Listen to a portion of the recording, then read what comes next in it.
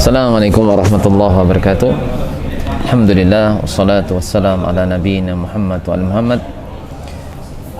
Saya di sini insyaallah akan memberikan khulasah dari apa yang disampaikan oleh Syekh Masyhur Hasan Salman hafizahullah pada pertemuan tadi malam.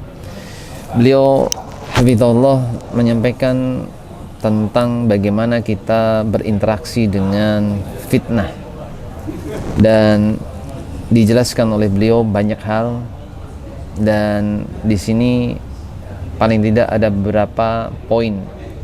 Poin yang pertama, beliau menyampaikan tentang kaitannya bahwasanya fitnah itu sangat dahsyat, dan ini sudah terjadi pada zaman pertama, dan dijelaskan juga di sini tentang adanya pelajaran-pelajaran dari seorang sahabat menulis tentang komentar dalam kitab Lisanul Mizan, dan di mana begitu pula di dalam bab Al-Jidal pada Mukhadir Ar-Rijal menambahkan pada beberapa tambahan biografi yang di situ tidak bertentangan satu sama lain. Artinya di situ Syekh Hafizahullah menjelaskan juga tentang pentingnya mempelajari Fathul Bari, di mana Fathul Bari itu ditulis oleh Ibnu Hajar Asqalani, di mana beliau menyampaikan ini karena disebutkan sakhsun sahihun sakhsun sahih Bukhari anta khasan fi furuqi tatbiqat. Seorang yang bisa memahami Sahih Bukhari khususnya dalam perbedaan aplikasi dapat menemukan manfaat besar darinya. Dan juga disebutkan walam yaqra'u Fathul Bari wal an mu'afat mu'aqqatun wa kana lil ulama min al ulama ma'rufin illa wa qara'a kitab as-sihr. Dan di sini dijelaskan namun mereka itu belum baca kitab Fathul Bari, padahal sekarang waktunya terbatas. Jadi para ulama terkenal di zamannya selalu baca kitab ini, kitab As-Sifah. Kemudian juga menjelaskan apa yang beliau tandaskan di sini adalah bahwa yang menjadi Ibnu Hajar Asqalani madhabnya Syafi'i lahu iftira ala waktil jadid. Jadi beliau madhabnya Syafi'i, mempunyai pandangan fikih Syafi'i, tapi terkadang memiliki pandangan yang berbeda. Mungkin bisa dikatakan di situ kontroversial berkaitan dengan perkembangan zaman yang pada masanya beliau rahimahullah. Kemudian dan juga beliau mengatakan wa in sahha an-nabi sallallahu alaihi wasallam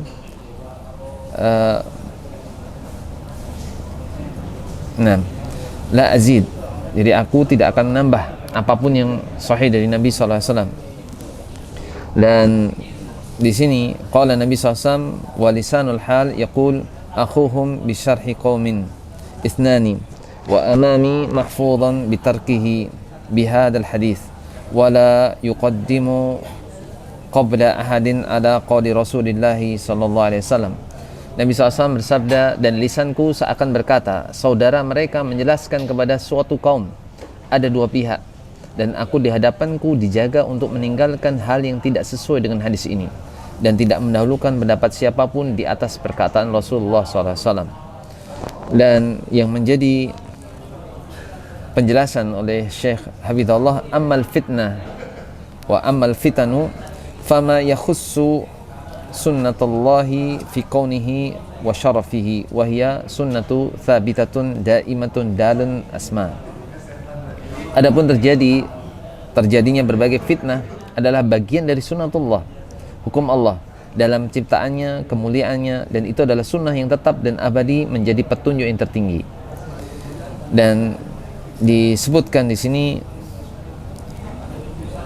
tentang ma ahadun khasun fil fitnah min khilalil ahadits nabawiyah as-sahihah wa min khilalil aqwali sahabah radhiyallahu anhu.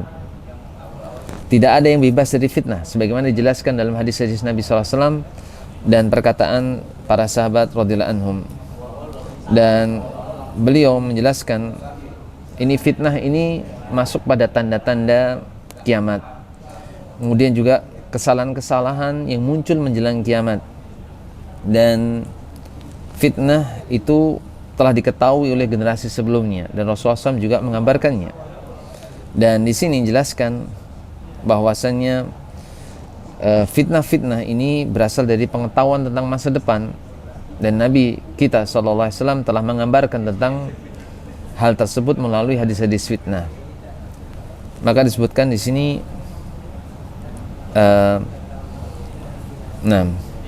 hada la yunjizu ahadun fid dunya fiha qala Allah ta'ala fadzakir innama anta mudzakir. Ini tidak membawa seorang pada keberhasilan di dunia, sebagaimana Allah Ta'ala berfirman, maka berikanlah peringatan karena sungguhnya kamu hanyalah pemberi peringatan. Dan disebutkan di sini tentang penjelasan bahwasannya inti yang beliau sampaikan hafizahullah ini bukan kaitannya membahas tentang fitnahnya, fitnah-fitnah yang ada pada hadis-hadis fitnah, tapi di situ adalah disebutkan tentang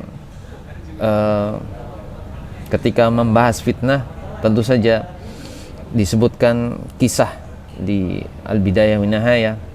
Namun di sini meskipun itu tidak dirinci pada pembahasan Nabi Adam, tidak dirinci, namun ini pembahasannya dari akhir permulaan dan akhir dari agama. Maka di sini disebutkan ya, kalau tentang hadis-hadis yang berkaitan fitnah itu sudah ada bukunya. Namun bagaimana metode untuk memahaminya, sebagaimana memahami apa yang dibawa oleh Nabi SAW. Jadi kalau bisa dikatakan adalah bahwasannya pada zaman para sahabat itu ada, di sini ada jenis fitnah. Permulaan fitnah itu adalah ketika pembunuhan Utsman radhiyallahu anhu. Kemudian di situ menjelaskan bahwasannya apa yang dijelaskan pada bagian tersebut itu tidak dibahas pada buku ini, tapi di sini adalah bagaimana mendudukkan fitnah-fitnah itu seperti atau sebagaimana para sahabat dan salafus soleh menjadikan patokan bagaimana bergaul atau berinteraksi dengan fitnah-fitnah sehingga tidak terjatuh pada fitnah tersebut. Nah, barakallahu fikum, demikian apa yang disampaikan oleh Syekh Hafizahullah, meskipun beliau menyebutkan banyak sekali tentang faedah-faedah hadis yang disebutkan, bahwasanya bahkan ketika menyebutkan tentang kaitannya dengan fitnah, apakah ada fitnah, maka disebutkan fitnah itu ada al-fitan. Nah, Rasulullah SAW yaqul al-fitatun, ya, berbagai fitnah itu ada. Dan di sini ketika terjadi adanya Hudzaifah bin Yaman mengatakan fannasu tas'aluna Rasulullah SAW wa kuntu as'aluhu anis syarr makhafatan an aqa'a bihi fihi. Beliau berkata, manusia bertanya kepada Rasulullah SAW tentang kebaikan, sedangkan aku bertanya kepada beliau tentang keburukan karena khawatir hal itu akan menimpaku.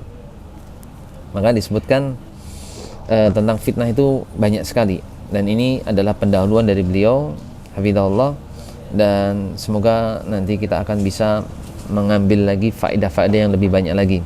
Yang jelas bahasanya beliau Masya Allah bahasa yang tinggi, bahasa yang sangat-sangat menjadikan kita untuk belajar lebih banyak tentang ibarah-ibarah, ungkapan-ungkapan yang sangat bagus dari beliau, hafizallah. Jazakumullah khairan. Demikian yang kita bisa talkiskan. Semoga nanti akan ada talkis yang lebih bagus lagi, lebih detail lagi. Barakallahu fikum. Allahumma shalli ala Muhammad subhanaka wa bihamdika asyhadu an la ilaha illa anta astaghfiruka wa atubu ilaik. Assalamualaikum warahmatullahi wabarakatuh.